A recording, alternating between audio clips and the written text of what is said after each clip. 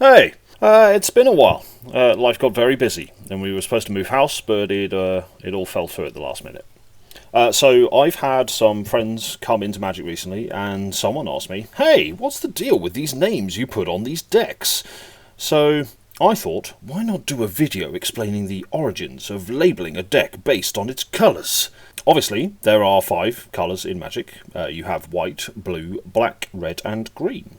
And 5 colours gives us 10 combinations of 2 colour pairs and 10 combinations of 3 colour sets. In a no particular but also somewhat particular order, you've got 2 colour pairs from the original Ravnica. So these names have been in Magic's lingo for at least 18 years at the time of me recording this. So white and blue gives us Azorius. Blue and black gives us Dimir. Black and red is Rakdos. Red and green is Gruul. And green and white gives us Selesnya. These are the 5 so-called allied colour pairs, meaning that they have colours that are adjacent to each other in Magic's colour pie. Now, the 5 enemy colour pairs, that's colours that are opposite one another on the pie, are white and black, which forms the Orzhov, blue and red, which makes up the Izzet, white and red, which forms the Boros, and blue and green produces the Simic. Finally, black and green makes up the Golgari. Ravnica was an extremely popular plane, and each of these colour pairs formed a guild which made up part of the plane's overall structure. I may do a video in future detailing them, but for now we're just going to stick with the names.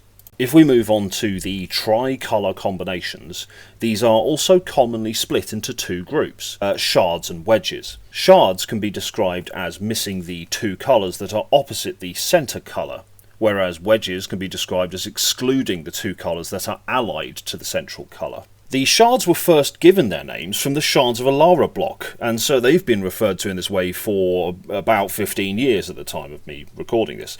And they are as follows. White, blue and green makes up the shard called Bant. Again, I may do a video in future detailing these further. White, blue and black makes up the Esper shard.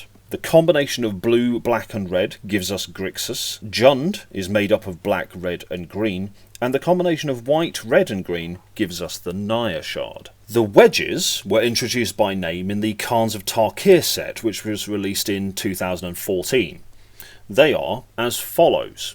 White, black and red, and these are the colours of the Mardu clan. Blue, red and green make up the Temur clan, although some people pronounce that Temur. I'm not entirely sure what the correct pronunciation is, but I've always said Temur. Taking black and adding in white and green gives us the Abzan clan wedge, while adding white and blue to red gives us the wedge for the Jeskai clan.